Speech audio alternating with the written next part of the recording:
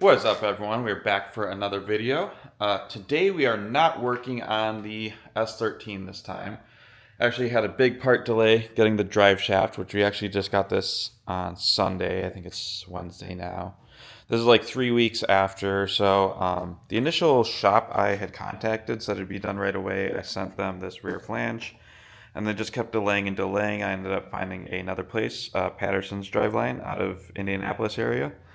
He made this about the same day. I think that he had to get the flange in. I had sent him. So basically a 2-day turnaround time.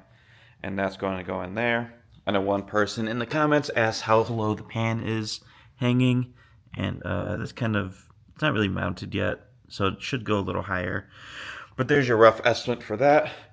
So today we are going to be working on the chaser. So we did a little wrap job. We're not completely done. I have to add a couple patches here and there. Put on some new wheels, lowered it a little more, and we resealed the pan and the rear main seal, which when I put the pan or the trans back on, seemed like the pedal wanted to do that sticking thing again.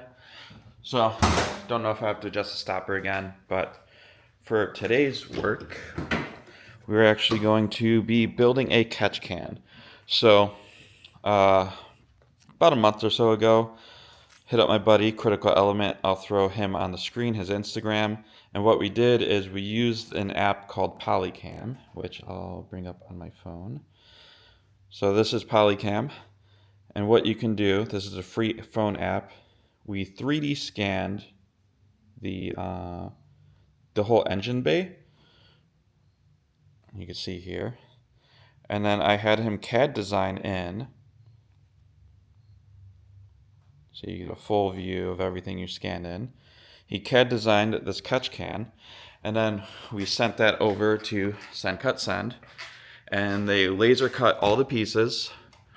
So makes it easy, and we just have to basically put everything together, weld it up, and then put our mounting tabs on. So we're using all the factory mounting points like we can in the engine bay, and possibly make this a production piece. So I got to clean off my fab bench over here and start to mock everything up. So this is going to be a layout of all of our pieces. So we have our main body. This is one side plus the back corner. So these are all going to be lap joints or like corner joints as well, not lap joints. So you kind of put it on there like a 50-50. Here is the other side. And then this is the bottom, and that goes to the back as well. And this is going to be our diffuser plate. So from this orientation, once we get in these two sides and the bottom, we're going to essentially tack this up on the inside, and it's going to go to the bottom plate and one of the sides. And we're going to fill this area with steel wool, and this is going to diffuse all the oil. And then that's going to come to our air port, which is here. So if we take off the side, you can get another view. So essentially your oil from both valve covers comes in here. It will be diffused. Everything will solidify down here. And there's this little hole on the side for a drain. And then this third hole, we're going to hook back up to the intake tube. And that way, while that's sucking, this is going to pull vacuum on the whole crankcase. And it's essentially going to be sucking by and help pull the vacuum on the crank, which is going to help eliminate some crank drag as well. So that's why factory OEM PCB systems, they have it hooked back up to the intake. So I'm going to start to get this all tacked up, and we can start to go our order operations.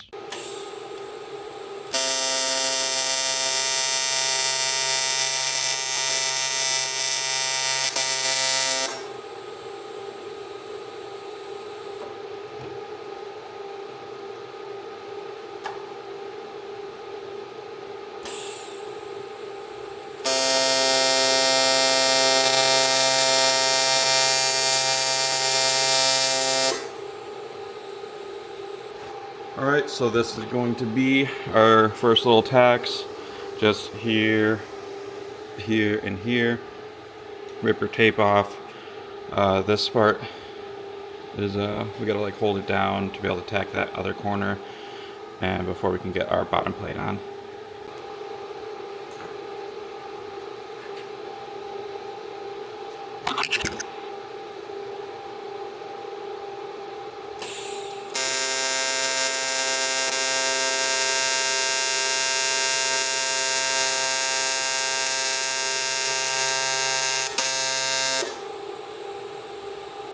So the next tacks we got down here, and then the back over here. So here's our general shape of the can. And as I was showing before, we're going to put our Swiss cheese plate in here. And it doesn't have to be too perfect. We can also orientate it in the other direction. I'm almost positive we designed it the opposite way, because that gives us more room for a diffuser and like steel wool. But this is basically just placed in, you wedge in the corners and tack this up here and here. You obviously can't get down there. And then we're just going to fill this whole area with steel wool.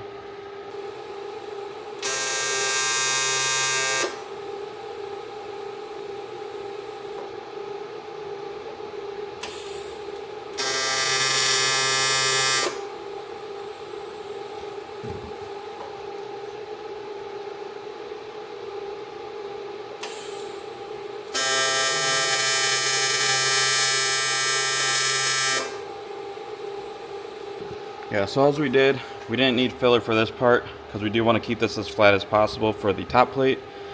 I ended up burning a little much here, so I just added a smidge of filler, and as you can see, it's pretty solid. Obviously a little bit of flex down there where it's not tacked, but it's going to stay wedged in place. So now we're going to grab our steel wool that's over on the table, and I did get a sort of more fine grit, so we got to go in our bag over here. Got some caramel corns, and we got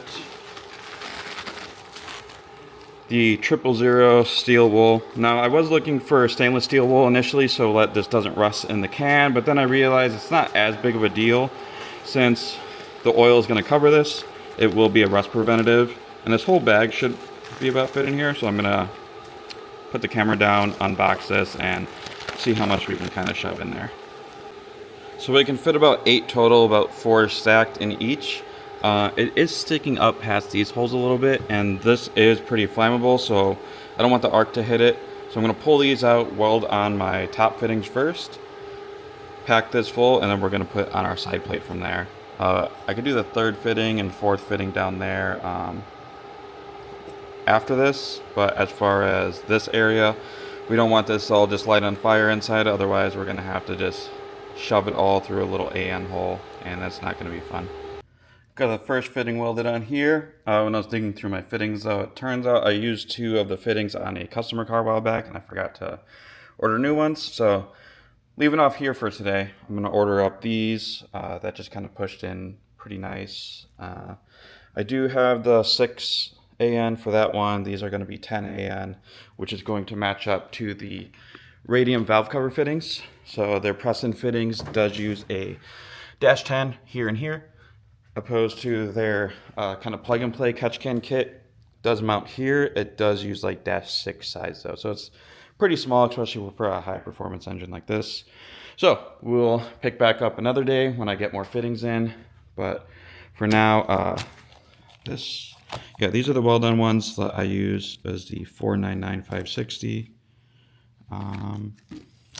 Yeah, and I'm just looking at this is the -6 one, 499-544 or 554. Yeah, and then we got various like some 90s, 45s and stuff in here. So we're gonna work out what we need for our lines, which I do know I used a little bit of my line on that same car, but I should have enough to make the 2 lines get over into the bay. We got the other 2 fittings in the mail just now that we needed for our -10s. In the meantime, I welded out most of the can. We added our -6 for our drain. We're waiting on a little valve that we can drain with to come in still. Then all of this is all welded out. So now, I'm shaking around. But we can now get these last 2 welded on. We're going to fill this with our steel wool, and then we can cap this plate here. I added a little bit more weld on the inside of the baffle plate since I kind of knocked this loose. Now it seems fine, so might make a design revision to where this isn't one piece on this side, so we can weld that to the edges there and there as well. But yeah, just for a initial setup, this should all work fine. Got our other two fittings on, here and here. So now we're gonna go back and fill this just like we showed you in the previous clip. Fill up all of our steel wool over here. Yeah, gonna jam it in there. I'll show you it once more before we put the final plate on. So here's kind of the finished product. You can kind of put it in however you want. There's plenty of layers of this, and this is just to diffuse the oil, so that way it diffuses here. Here's more baffling, so if there's higher pressure for whatever reason, but at that point your engine's probably blown, it'll drain through these holes. This is the main cavity for the reservoir, and then that is going to pull vacuum on all of this, so that way there's no big droplets that can come up, and then anything that's pooled here, it would have to fill all the way up for you to suck it into your intake. So by that time you'd know to drain this if you are starting to smoke, but there's plenty of volume here. There's 0.666 gallons is what we calculated this whole thing to be, and then we just take our final plate over here, put it on like so, and then we're just going to weld it up, and then we have a completed can. And then we have our brackets over here, and that's going to be the harder part, to mock this up in the car. That way this fits well and does not interface with anything. Finished capping this guy off. So now we'll take this. It's still pretty hot. Gotta wait till it cools down, but we're essentially gonna pop it in here. We're gonna put our, too hot to grab. We're gonna put our tabs on the chassis, and we're gonna try to tape them to the can, pull it off, and then weld it. And that should be close enough for us to do what we need to. Just so this doesn't burn the filter. Put that in there. But yeah, it's just gonna go right here. We have 3 tabs. I believe one's right here, maybe one right here, and I think we're using the side one. I'll have to double check at the render and just make sure which part goes where. But other than that, it's going to be a little hard to do. I think this is going to be the hardest one to get to, but I'll double check and see. So we got this mount and this mount welded on, kind of loosely mocked up this one, and we just put marks on the outside. So we're going to try to line this up off the car. Lined up mostly straight with the tabs, but it seems like a little bit of the angle was off, maybe on this corner, to where they wanted to kind of twist the pan a little, or the can a little bit, which isn't too big of a deal. But yeah, we'll get this last one welded up, and then we can get to making our lines come around here and come into the can. I still need to order another fitting for the intake tube, which is going to go to this port here. And then we also just need a logo cut out to tack a weld on there.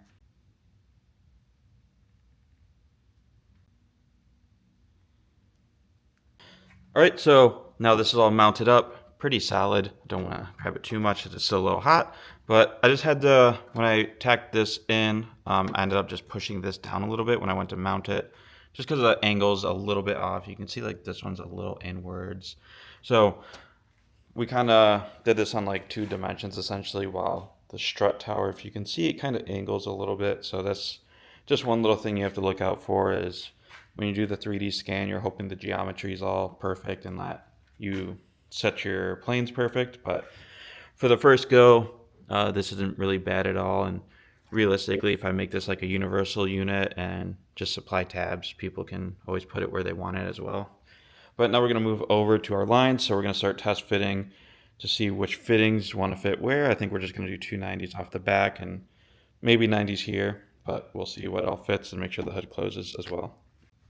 So I had 5 90 fittings and 1, I think, 45. We're going to put 90s on here and here, and then here and here. Other 90 will come off here, and then we'll 45 into this. So I already checked, but this does clear the hood. I think we're going to do this close valve cover to this port here, because that other one's going to have to come over this, and you don't want to have to come over and then like under it here. So that'll just kind of make this the easiest. So we're going to put on one end, pre-mock this up, and then we'll cut the line. And then that'll give us our length, and then we'll do the same for that. It's pretty simple from there. I have the new drain valve that's going to go in down here, which is kind of pointing right at the frame, so we can kind of angle it, and then I can put a line off the bottom of that. It's over here. So this is just like a big valve. I just got an Amazon one for now. I think the Vibrant one might be a little slimmer, so we can make that maybe a change down the line, but this just screws into that. and it'll let us drain our can without having to remove it and like tip it over and stupid stuff like that.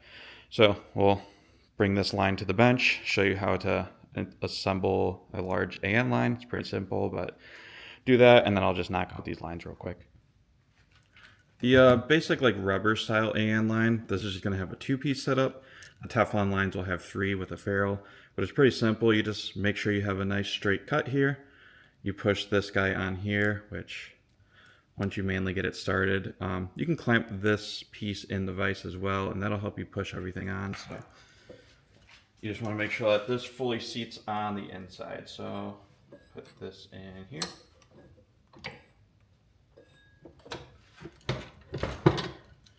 Make sure your vise is bolted down a little better than that. But you just kind of give it a push, a twist, and you'll end up feeling it stop. And let's see if you can get a good view in here. You can see that the rubber on the inside is kind of up against that inside ridge. And then you take your fitting, and if you want to lube it, it's a little better. You'll lube this here, and then if you want to lube inside the hose, and then this will just all screw together. So you could take our PV blaster, just put a little bit there, a little bit in there, and you just want to make sure you feel it, let it slide in the hose nice, otherwise you can kind of pinch it on the inside. Get this started, and then you can also come in with your soft jaws again, clamp this so you don't scratch up your fitting, and you'll take your AN wrenches and tighten this down.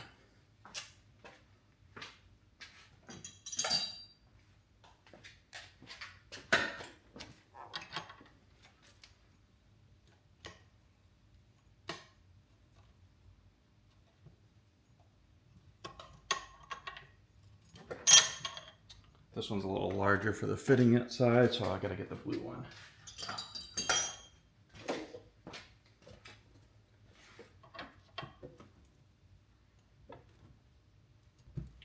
And there it stops.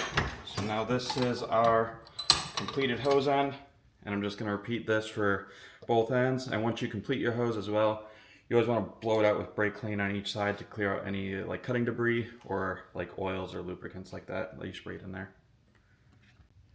Here is our finished product, just routed like I was saying. Comes around here. I'm gonna get some little clamps that bolt these guys together, and then we kind of loosely put on our little drain valve there, but it's kind of angled towards the car, so I might have to make some sort of hard line that goes along the frame rail.